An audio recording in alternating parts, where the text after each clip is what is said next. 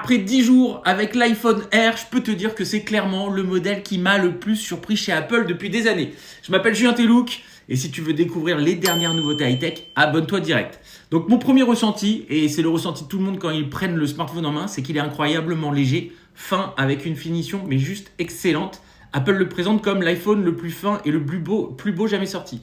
Et franchement c'est vrai, il y a un poids de 165 grammes, donc franchement dans une poche il s'oublie, dans une veste il s'oublie complètement. Il y a une excellente prise en main. Ne serait-ce avec le bloc photo qui ressort un petit peu quand vous téléphonez, moi je mets le doigt comme ça naturellement et ça donne une bonne prise en main.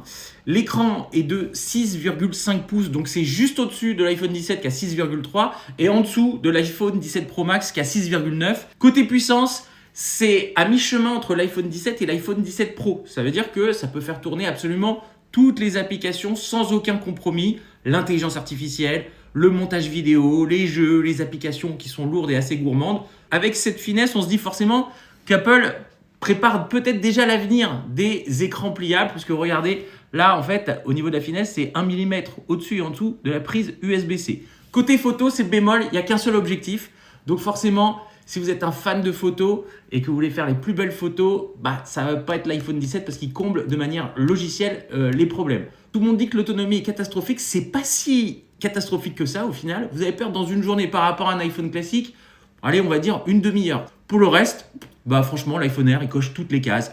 Légèreté, confort, élégance, puissance. Il est vendu à 1 229 € en version 256 Go. Et pour moi, c'est le meilleur choix pour tous ceux qui veulent un iPhone haut de gamme, sans compromis sur le confort d'utilisation.